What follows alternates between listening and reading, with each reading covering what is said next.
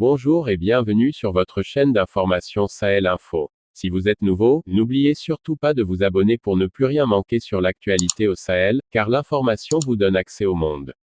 Le chef de l'État tchadien, Idriss Déby, était parmi les chefs d'État africains invités sur le plateau du débat africain. Émission de RFI, animée par Alain Foka, qui avait été consacrée en bonne partie aux attaques terroristes au Sahel et dans le bassin du lac Tchad. D'emblée, le président du Tchad évoque, avec nostalgie, l'époque où les populations du Sahel, bien que pauvres, vivaient paisiblement. Tout a changé brusquement, se rappelle-t-il, après la déflagration de la Libye, orchestrée par les pays du Nord, en dépit des multiples mises en garde des pays africains. Comment en est-on arrivé là ? Avant la déflagration de la Libye, vous avez entendu un seul jour un homme noir, un Africain, se faire exploser pour tuer d'autres Africains ? Cela n'a commencé qu'en février 2014. C'est quelque chose qui n'existait pas chez nous, a-t-il continué. Ça n'a commencé que après la destruction de l'État libyen, soupire-t-il. Idriss Déby rappelle que la Libye de Kadhafi était un des pays les plus armés du continent.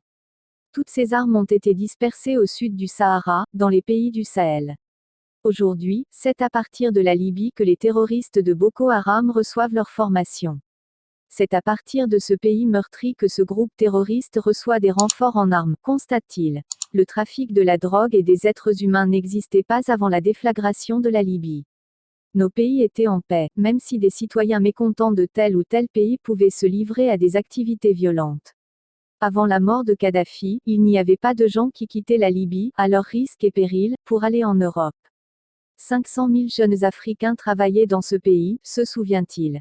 La décision d'intervenir en Libye, nous l'avons apprise par la radio. Présent à ses côtés sur le plateau du débat africain, son homologue du Niger, Mahamadou Issoufou, acquiesce.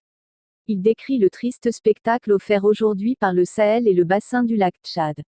Il n'y a que du sang et des larmes partout. De la Mauritanie au Tchad, de la Libye au Burkina Faso, se désole-t-il.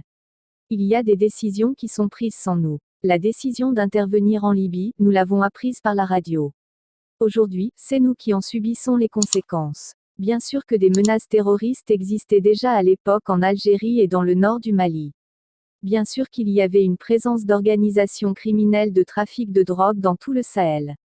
Mais toutes ces menaces ont été amplifiées par la chute de Kadhafi, déplore le président du Niger. Comme son homologue tchadien, Mahamadou Issoufou dénonçait la gouvernance mondiale très déséquilibrée dès qu'il s'agit de l'Afrique. Il reproche à la communauté internationale de ne pas faire suffisamment d'efforts pour marquer la solidarité avec les pays du Sahel et ceux du bassin du lac Tchad. Quand il a été question de lutter contre le terrorisme au Moyen-Orient, plus de 200 avions de guerre ont été mobilisés. Des milliards de dollars ont été mobilisés. Et quand il s'agit de l'Afrique, les grandes puissances qui ont la technologie, qui ont les moyens, estiment que ce n'est pas une priorité, constatait, amèrement, le président tchadien Idriss Déby. Les deux chefs d'État notaient, avec regret, que les promesses faites au Sahel par la communauté internationale sont restées jusqu'à présent lettre morte. Nous sommes conscients, disent-ils, que la solution au terrorisme ne peut pas être que militaire. L'Union européenne nous avait promis 12 milliards de dollars pour développer cette zone sensible. Et 400 millions pour équiper nos armées. Nous n'avons rien reçu jusqu'à présent. Idriss Déby, président du Tchad sur le plateau du débat africain, RFI, le chef de l'État nigérien rappelle toutes les initiatives prises par les pays de la région pour faire face aux mouvements terroristes. Il s'agissait notamment de la mise en place d'une force mixte multinationale, qui regroupait 4 pays riverains du lac Tchad et de la création d'une force conjointe, G5 Sahel, qui regroupe 5 pays sahéliens. Nous avons même la volonté de mutualiser nos capacités en termes de moyens et de renseignements, mais nous avons besoin de la solidarité de la communauté internationale qui est en partie responsable des menaces auxquelles nous sommes confrontés aujourd'hui, plaidait le président Issoufou. Lorsque le président du Conseil militaire de transition au pouvoir au Tchad s'était rendu au Niger où il a rencontré les soldats tchadiens stationnés à Terra dans le cadre de la lutte antiterroriste. Face aux soldats tchadiens, Mahamat Idriss Déby n'est pas allé par 4 chemins pour faire l'état des lieux et reconnaître l'immense défi à relever dans la région pour faire face aux réseaux terroristes. À l'en croire, la mort de Mouammar Kadhafi est à la base de la situation sécuritaire au Sahel. Le Sahel est un verrou important pour éviter que le terrorisme ne gagne la zone des forêts, et au-delà, car nous ne savons où le danger peut s'arrêter. La tournure actuelle des événements n'est pas étonnante. Dès la mort du guide libyen Mouammar Kadhafi, le Idriss Déby Itno, très regretté président tchadien, avait sonné l'alarme. Il avait dit de manière claire et intelligible que la chute du régime de Kadhafi ouvre la voie à l'insécurité et à la déstabilisation du Sahel et de l'Afrique. Mais visiblement peu de personnes ont cru à cette prédiction, a-t-il lancé. Et de poursuivre, l'histoire n'a pas tardé à lui donner raison au regard de ce que nous vivons depuis plus d'une décennie.